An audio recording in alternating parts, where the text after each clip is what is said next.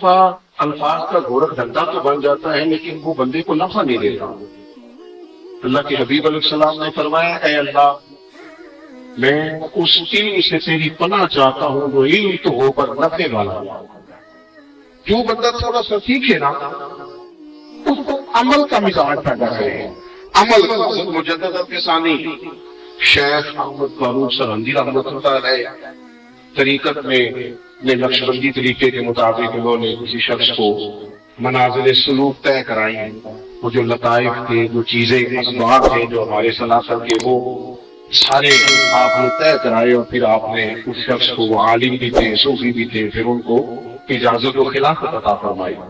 کچھ دنوں کے بعد استفسار کیا احوال پوچھے تو صاحب نے جواب لکھا. عرض کرنے لگی حضور آپ نے مجھے اجازت دی تھی اب الحمدللہ میں دین کے تینوں شعبوں میں کام کرتا ہوں. پڑھاتا بھی ہوں تقریر بھی کرتا ہوں لکھتا بھی. میں کوشش کرتا ہوں تینوں شعبہ جا میں خدمت کروں. تو مجدد صاحب رحمۃ اللہ علیہ نے جواب لکھا. فرمانے لگے فقیر کو آپ کا خط ملا بڑی خوشی ہے اللہ اور برکت دے. پر آپ پڑھتے ہیں لکھتے ہیں تقریر کرتے ہیں یہ تو سارے کام لوگوں کے لیے ہیں. مجھے یہ بتائیے کہ تہجد میں اٹھ جاتے ہیں. یہ بتائیے کہ آپ کو کچھ لمحے تنہائی میں درود و سلام کا موقع نصیب ہوتا ہے. آپ یہ بتائیے کہ وہ کیفیت بنتی ہے کبھی سر سجدے میں رکھا جائے پھر اٹھانے کو جی نہ چاہے. یہ بتائیے کہ آپ کی قلبی واردات کس طرح کا. ہمارے یہاں کتنے لوگ ہیں جو کہیں نہ کہیں بیٹھ ہیں اور پھر شکوے بھی کرتے ہیں دکھائی دیتے ہیں. شکوے بھی میں اتنے سال وہاں گیا اور میں نے کہا خدا کے بندے تو 6 ماہ بھی توجہ سے جاتا اور شہر کے دیے ہوئے اسباب توجہ سے پڑھتا کچھ نہ کچھ تو شجرہ شریف ملتا ہے نا کوئی شے تو ملتی ہے نا.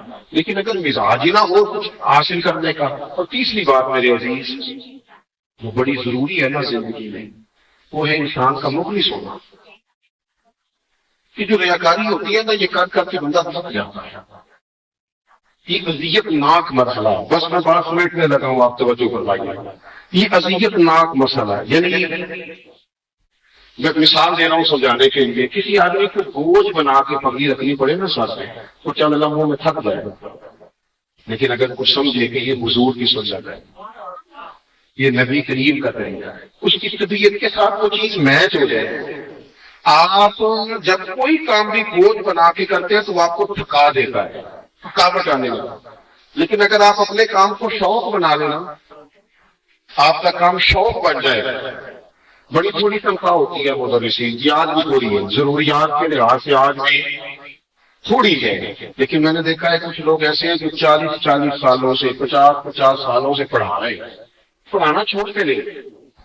حضرت سید صاحب رحمۃ اللہ علیہ جیسے لوگ سید ابو البرکات شاہ صاحب جیسے لوگ جو 18 گھنٹے پڑھاتے ہیں شکل نے کہا رات کو پڑھنے کا ٹھیک ہے آج رات کی پڑھنا. یہ بھلا کیوں تھا؟ یہ اگر انسان نے صرف تنخواہ کے لیے کام کرنا ہو تو پھر تو بھائی 1 بجے سے پہلے لوگ سامان سمیٹ لیتے ہیں سارا. لیکن کیوں اتنی محنت ہوئی؟ اس لیے کہ وہ جو یہ پڑھاتے تھے وہ ان کا شوق بن گیا. یہ مخلص لوگ تھے مخلص. ان کا مزاج سید محمود رضوی صاحب رحمۃ اللہ علیہ کہتے ہیں رمضان شریف میں نا سید صاحب تراویح پڑھ کے گھر تشریف لے گئے. 1-2 گھنٹے ہوئے تھے آرام کرتے ہوئے. تھوڑی دیر میں سحری ہو جائے گی تو ایک بندے نے دروازے پہ دستک دی. میں نے دروازہ کھولا تو کہنے لگا سید صاحب ہیں. میں نے کہا یار ابھی آرام کے لیے تشریف لے گئے بتاؤ. حضرت بھی آواز سن کے باہر تشریف لے کیا بات ہے بھائی؟ کہنے لگا حضور ایک مسئلہ پوچھنا تھا. علامہ محمود رضوی صاحب کہتے ہیں میرا خیال تھا کہ اس وقت آپ کو بیوی سے کچھ جھگڑا ہوا ہے خدا نہ خاصا کو طلاق کے لفظ کیا بیٹھا گھبرا کے مفتیان کرام کے دروازوں پہ دستک دے رہا ہے. لیکن اس نے تو بڑا عجیب مسئلہ پوچھا. سوتوں کو جگا کے کہنے لگا جی مسئلہ یہ پوچھنا تھا کہ اگر رمضان عشاء کے فرض جماعت سے نہ پڑھے جائیں تو کیا بھیتر پڑھے جا سکتے ہیں؟ کہتے ہیں اس نے سوال پوچھا تو میری آنکھیں سرخ ہو گئی. یہ کوئی اتنی مشکل بات تھی سویرے پوچھ لیتا کون سا قیامت آنے لگی. کہتے سید صاحب کو سے بولا کچھ نہیں. میں نے کہا جناب حضرت پوچھ لو تو حضرت فرمانے لگے بھائی اگر اس کو جماعت سے فرض نہیں پڑے تو بہتر ہے کہ وطر کی جماعت سے نہ پڑھے. کوئی اور میرے لیے بات کو چاہے اس نے کہا جی نہیں کچھ نہیں. حضرت تشریف لے گئے اندر. کہتے میں نے اس کا بازو تھاما اور میں نے کہا یار کیا تجھے کسی نے بتا دیا تھا کہ سویرے تجھے بہت ہو جانا؟ بزرگ آدمی ہے، سارا دن کام کیا، 20 رکعت تراویح بڑھاپے میں بھی کھڑے ہو کے پڑھی، اور ابھی گئے ہیں آرام کو، تھوڑی دیر کے بعد وقت ہو جائے گا نماز کا۔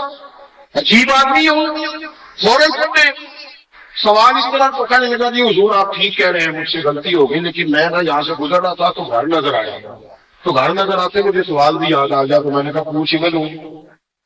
کہتے ہیں میں اسے ڈانٹ ہی رہا تھا ابھی کہ حضرت پھر واپس آ گئے، اور مجھے آگے کہنے لگے محمود مسئلہ میں نے بتایا، تمہیں کیا تکلیف ہے؟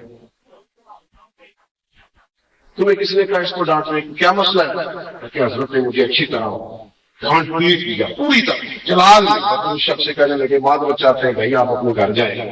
کہتے جب وہ چلا گیا پہلے غصے میں تھے، پھر میں نے ان کی آنکھوں میں عجیب روشنی دیکھی، اور میں نے ان کے بوڑھے ہاتھوں کو اٹھ کے اپنی کمر پر آتے دیکھا، اور پھر میری کمر پر اور سر پر ہاتھ پھیر کے کہنے لگے میں نے خدا کا شکر ادا کرو، کوئی دین کی بات پوچھ لے، اللہ کا شکر ادا کرو کسی نے آ کے ہم سے دین کی بات پوچھی۔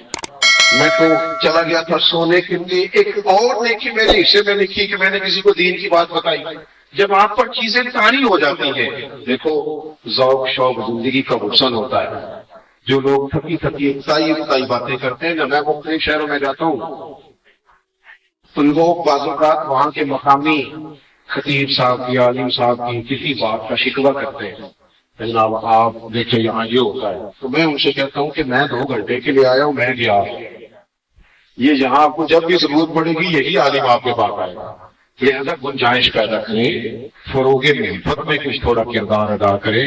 تو 3 باتیں آپ کی خدمت میں عرض کی، ایک کچھ شوق علم کا ہو، ہم علماء کے پاس جائیں تو کچھ سیکھنے کا مزاج لے کے جائیں، کچھ سیکھ لیں، بڑی جلدی ایسی اینک نہ لگائیں کہ جن سے بدگمانیاں جنم لیں، انسان ہے ساری، بڑی ساری کمزوریاں رہ جاتی ہیں، لیکن ہمارا نقص یہ ہے کہ ہم اپنی ساری کمزوریوں سمیت اپنے آپ سے پیار کرتے ہیں، اور دوسرے کی ایک نظر آ گئے تو ہمیں گھینا آنی شروع ہو جاتی ہے۔ ایک تو شیخ ایمان کے ساتھ جائیں سیکھیں، اور دوسرا جب کسی چیز کو سیکھیں تو اسے صرف سنانے کے لیے نہیں، گفتگو میں لانے کے لیے نہیں، اسے عمل کے لیے۔ اور تیسری بات سماج بڑا ہی مسلسل کرتا ہے، لوگوں سے رشتے اتنے مضبوط کر دیتا ہے، جیسے جیسے بندہ مخلص ہونے لگتا ہے اسے اللہ کی یہ کائنات بڑی حسین لگنے لگتی ہے، اس کا پیار بڑھنے لگتا ہے، اس کے ذوق شوق میں ترقیاں ہونے لگتی ہیں۔ دعا کرتا ہوں اللہ تعالیٰ صاحب عرش کے درجات کو بلند فرمائے، ہماری حاضری کو قبولیت کا درجہ عطا کرے۔ آخر دعوانا الحمدللہ۔